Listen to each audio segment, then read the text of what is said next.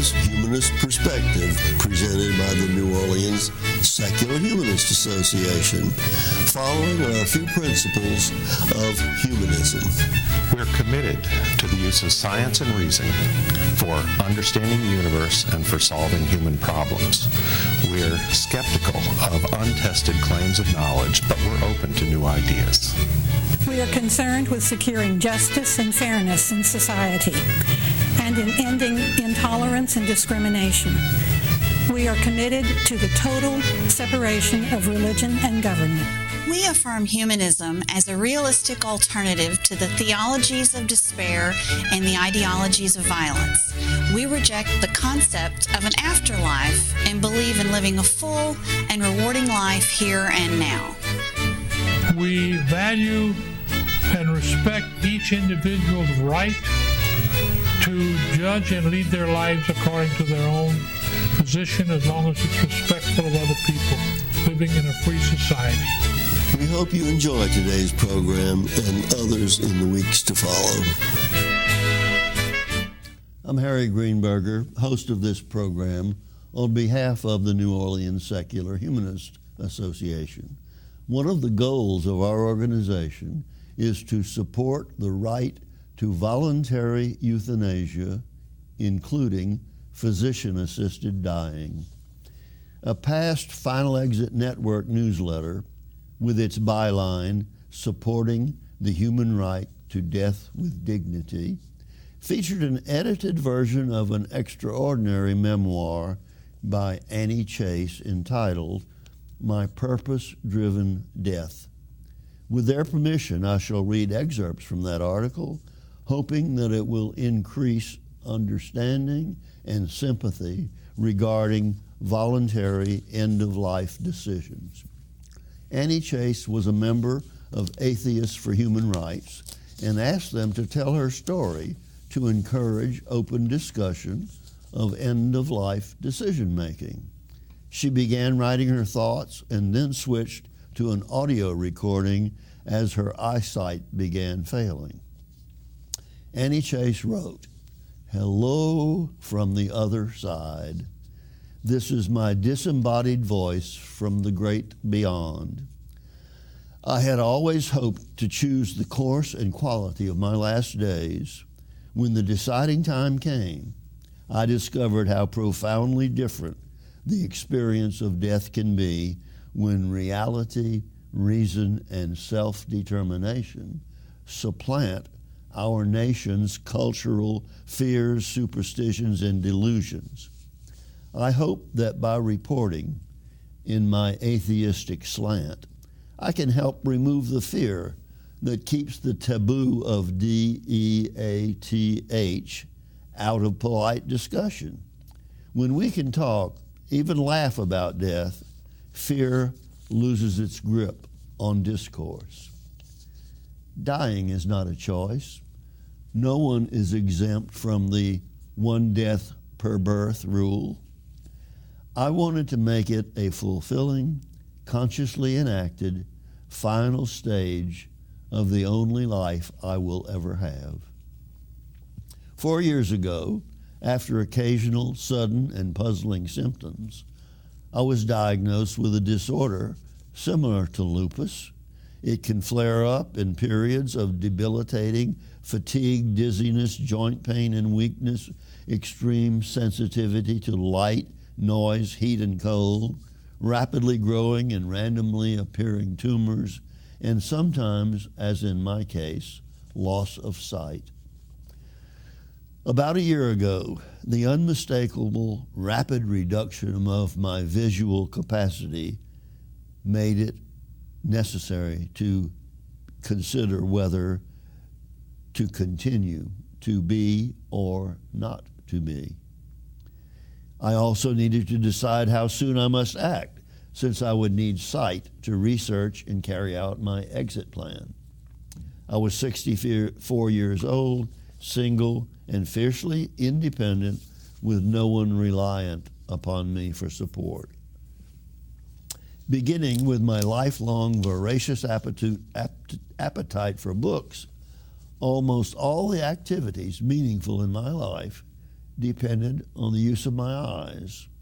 I had no willingness to spend time relearning every small daily survival skill to live as a non-sighted person, bereft of reading and art and dance performances, fall colors, and unfettered mobility.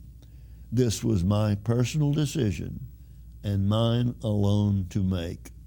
Yours is likewise yours alone. The kind of death I wanted didn't include suffering, loss of control over bodily functions, or allowing some expert or panel to dictate the terms of the last stage of my life. As an atheist, I encountered that profound loneliness surrounding the act of dying as I began to explore the new territory of deliberate demise. Even most non-religious people had trouble talking about the topic in a neutral and practical way. Most listeners would change the subject or limit the discussion to the shallow end of the pool. I ended up, ironically, feeling that I needed to comfort them, that I had made them sad and ruined their day. I needed the strength to withstand the crushing solitude I felt among all those saddened friends, reluctant to admit the reality of my mortality, and thus their own. Even the secular view of death had hints of moral judgments, like an inherent value in suffering and the denial of adequate pain medication in case of terminal patients. Get this, become addicts. And the primary religion-based idea that some higher authority, God or mortal, possessed the decision-making power over the quality of my life and death that overrode my own. She discussed Elizabeth Kubler-Ross's book on death and dying, listing its 5 universal stages of grief. Stage 1, denial and isolation. 2, anger. 3, bargaining. 4, depression. 5, acceptance. Because the 5 stages didn't resonate with me, I came up with my own 5 necessary attributes for a good, self-directed death. Quick, cheap, painless, considerate, and emblematic of my atheist humanist ideals. The most important consideration would be the quality of my life. My own wishes would be honored. I would not allow decisions to be imposed on me by other people or by default as a result of my own inaction. I was determined to make the adventure as fulfilling and enlightening as possible. It's never too early to realize that it's later than you think. In summer of '06, I became too tired to handle all the tasks of home ownership, including caring for the large garden I loved. I could no longer mow my whole lawn in one afternoon. It was time to give up the house. While not a large house, it was shockingly full of stuff. Things that had outstayed their usefulness had been gifted to me by friends who would look for them when they visited, or had been left with me for safekeeping by itinerant pals. I gave everyone notice that I was selling my house, and they had until a certain date to pick up their things. Next, I shed items usable by people I knew, or valuable to a school or a senior community center or a youth recreation center. The eagerness of the recipients made me happy that my objects had found good, loving homes. I had resurrected dead things back to life. I found a way to overcome the heartache of losing my beloved garden. The medicine for my heart was the look of joy, disbelief, and gratitude on my young neighbors' faces when I informed them that all gardening tools and supplies for snow and ice clearing and lawn care now had their names on them and should be taken to their new home ASAP. I gave my lovely harpsichord, no longer playable without my eyesight, to a university that had just built a new music hall and had always had to borrow a harpsichord for their Baroque concerts. I was thrilled that it would be kept in perfect tune and held in just the right humidity and temperature, and it would reach a whole new generation of young people who cared about the music I had loved.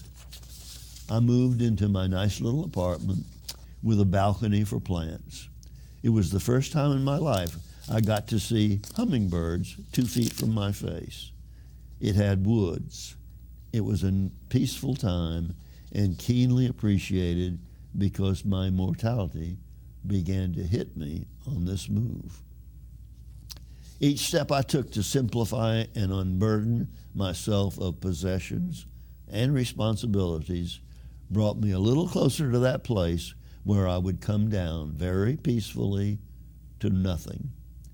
My declining eyesight would be the ultimate clue for my timing. So in May of 2009, when I was clearly losing my sight, I decided it was time to give myself a last trip around the sun ticket. As I peeled away the layers of possessions and the stages of my life they represented, I also simplified my finances. I pretty much liquidated everything. My property and investments turned magically into a clump of cash so I could quantify and calculate how much I needed to live on. Wow, I was rich. However, I didn't have enough to manage a debilitating illness, nor to hire a personal attendant and a driving service when I went blind. What I had enough for were projects that would help people I cared about and wanted to support. Besides, helping others turned out to be a hoot. What freedom to be able to say to a friend, "Hey, I noticed your car has bald tires. I hate to see the risk you're taking and the risk you're putting other people in. Let's get you some tires." All my recipients had needed my intervention, but were suspicious of why I was giving my resources away. Not wanting them to realize my intentions, I became creative. I'm simplifying. I'm downsizing. I don't need this thingamajig anymore, and you could use it. How about it? If I ever need it, I'll borrow it back from you. I asked some of them to help me free up space by taking something out of my house that I knew they would like. If they said they couldn't possibly take it without paying me for it, I'd say, "Oh, just take it out as an indefinite loan. Then if I ever need it, I'll get it back from you." It all worked out beautifully, the freedom of clearing out clutter from my house and my brain. Don't think for a minute that I didn't indulge myself very well, too. I could be newly extravagant. I went to concerts and plays and dance performances and Cirque du Soleil and wonderful restaurants. Of course, I needed companions for those events, so I took friends to see things and have experiences they also wouldn't normally have had access to.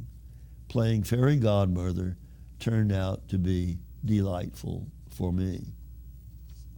I revisited my book of Dylan Thomas poems, the first hardcover book I ever bought with my babysitting money when I was 14. I still found passages in there that told me what formed the framework of my life and my worldview. I noticed all the seasonal joys I was experiencing for the last time. The last time I would ride one of the best roller coasters at Valley Fair. The last time I would see the fall leaves change color. The last time I would eat a Colorado peach. It was a wonderful time of becoming very mindful of living extremely in the moment. My parents, raised in the Great Depression, taught me that you use your present things till they wear out, saving the best and the newest for later. After my latest insight, I pulled all of the new items out of my trunk and unwrapped them. My theory now is always use my best stuff first and save the worn things for backup. I could have used that philosophy a lot earlier. Lesson: wear your beautiful things now. Life is short. And buy only the very best chocolate. Anything less isn't worth the calories. If some people chose to suffer, they probably envisioned some benefit in doing so, maybe a sense of atonement. When listing the factors behind my decision not to be anymore, foremost was that I have the right, no matter who I am, to say no to any kind of permanent and irremediable suffering, physical or mental. And then there was an attitude that people didn't deserve a too easy way out unless it was totally beyond their control and they got mowed down by a truck or struck by lightning on the golf course. They didn't want people thinking they could just opt out of pain by peacefully going dark on the whole thing. They wanted them to suffer to earn the right to die. I got tons of lectures and accusations about being a hypochondriac because I was talking about ending my life. They said going blind was not life-threatening. I replied that it threatened everything that mattered to me. The right to die, how could that not be a basic human right? Yet there was a huge opposition that dying was God's decision, not ours. That made me more and more angry. It was my decision. I knew what my pain threshold was. I knew what resources were available to me. I knew how much I could tolerate. I knew the despair I would feel if I couldn't see a ray of light or have any of the other blessings my eyesight afforded me. Yes, I knew there were a lot of sightless people who had lost their vision and had adjusted well, and I was filled with admiration for them. Often I heard, so-and-so did it, why can't you? I found it extremely presumptuous for anyone to think they knew someone else so well that they could judge whether a decision to die was valid. I concluded that the only way anyone would take away my right to the manner and time of my demise was to pry it out of my cold, dead hands. Dilemma: to trust enough to tell about whom to trust enough to tell about my plans. There were only a few. I eliminated 2 religious folks. They could lead to complications and maybe legal obstructions. I eliminated some people I was very close to. I didn't want their painful reactions to impact our current relationship. I nixed those who would treat me as sick, who would try to take over and do what was best regardless of my wishes. Those I did tell had a wide range of responses: disbelieving, distraught, ridiculing, determinedly helpful, but at least not obstructive. One person I deliberated about was my 15-year-old grandson, Griffin, a favorite since his birth. So I said, you know how when my cat was getting old and she wasn't seeing very well and she had a possible tumor and she might not make it through surgery, it was time to let her go. Griffin said, yeah, I remember that. I said, well, that was the right thing to do, and it honored her dignity and gave her a peaceful end. And it prevented her from getting to where she would have been in terrible pain, and I wouldn't have been able to stand seeing that. He said, yeah. I said, I hope you wouldn't be able to stand seeing me that way. I've seen it, and it's horrible, and I believe it's the right thing to do when you know you're not going to get better, that you're going to use up a lot of resources and the fun in your life is over, that your time will be centered around a disease and doctor's offices and old magazines and people coughing all over you. That life isn't what I would take for myself, and I hope nobody would expect me to do that. He said, no, I wouldn't. I continued, what I'm trying to say to you, Griffin, is that my eyes are going bad and that I won't be able to function without your family to help me. I think that's hugely immoral to do. And he said, I'm really glad you're saying that, Grandma. We've been discussing things like that in our social studies class. I also felt I wanted my son Jesse to know.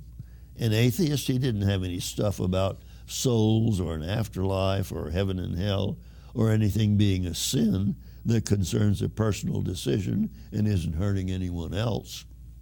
He had, it turned out, a growing amount of secret distress that he had kept from me, along with some anger. But I needed him to know it and deal with the reality of it. Only in the last week of my life, with a lot of difficult discussion and much persistence on my part, did he show me that he really had gotten it and was going to be okay with it. I had whittled down to my last, most cherished possessions and books and music. I was disengaging as I reluctantly gave up my most cherished possessions. But that slight feeling was mitigated by the genuine happiness of seeing how my items delighted their recipients. My treasures seemed to be relinquishing me, falling into line with my planned end. I had a sense of urgency. Would my eyes make it to the next spring? It started to hit me in a new way. I really was going to die. I actually had one breakdown that combined grief about my grandson's future with grief about my own lack of a future. I was wailing and keening to such an extent that I decided to go down to the parking garage. I sat in my locked car and wept and pounded on the steering wheel and screamed and howled and got it all out. Maybe it was the buildup of all the grief. Maybe I had been acting a little bit tougher than I really was. But after the storm swept through me, I had a renewed sense of calm and peaceful purpose.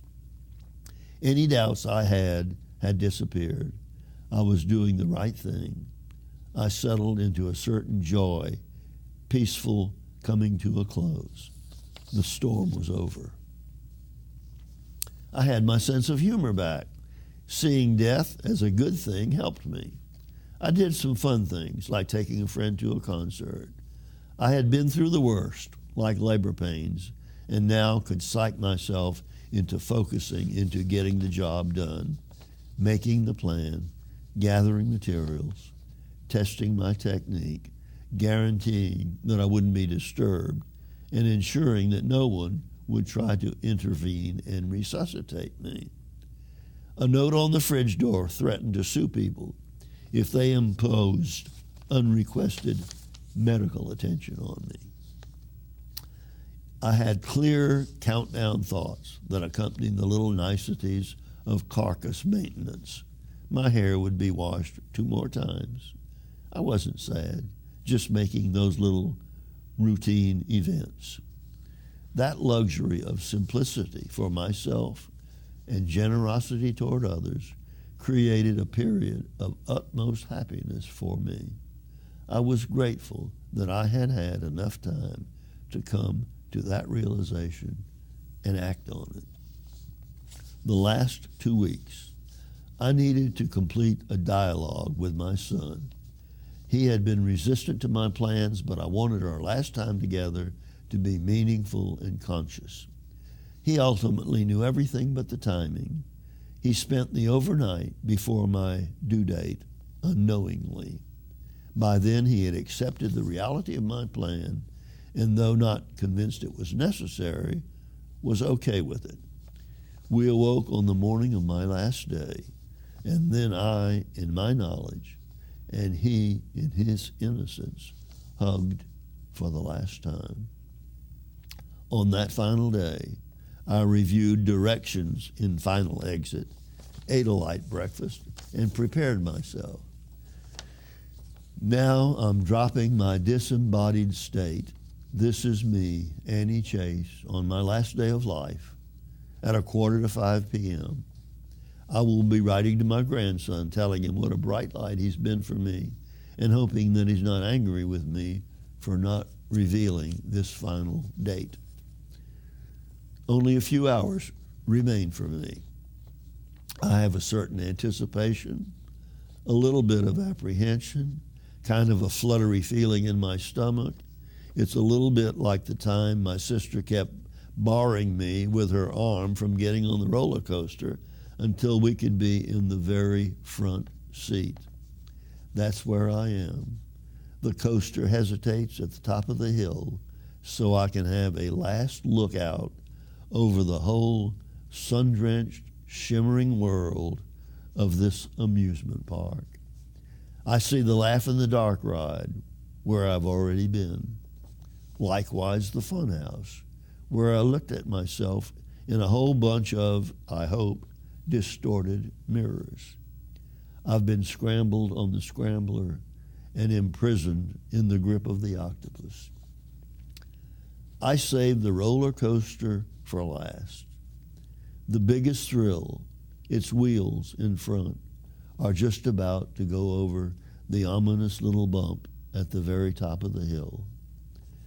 As it starts its downward plunge and gathers speed, I will surrender to it, to the free fall. At the end of the fall will be nothing. Nothing. David Byrne's song about heaven says, heaven is a place where nothing happens. Love to you all. I hope that that memoir will be as effective for you as it was for me to convince me that we do, each of us, have the right to determine when we are ready to go, when life no longer has anything that we feel like we have missed. And the problem presently is that the law in this country and in most states says you cannot receive any help in dying. Anyone who may have assisted you in ending your life faces jail sentence. So it really has become a fairly lonely thing to do. The Final Exit Network people can offer you assistance if you have a doctor saying that you have only 6 months left to live. And in fact, there are a couple of states in this country where you can receive physician assistance under those circumstances.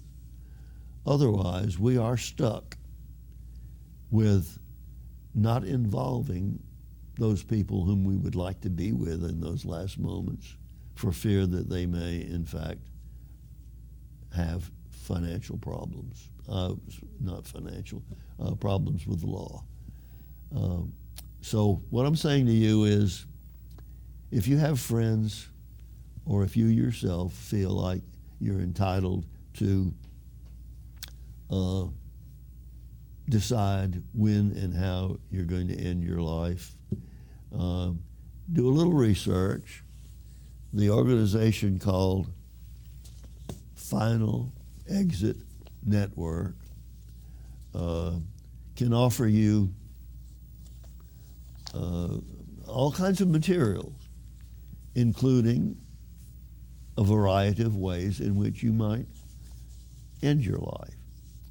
At the present time, the most recommended one by the Final Exit people is by the use of helium, in which case you place a bag over your head, squeeze out the air, connect it to a helium tank, and you start breathing pure helium. When you do that, there is no oxygen to go to your brain. And in just very short time, your brain dies. Just quietly and easily you slip off and to nothing, to nothingness. There are also prescription medications, which can be a painless way to go. But how do you get the prescription? Except through a doctor, or taking risks by trying to import them from a country where they might be more available. So what I'm saying is, have a good life. Enjoy it. It's yours to enjoy. It's yours to decide how you want to live it, provided you do not at the same time keep other people from living their own good lives. And when it's time to go, just make your decision.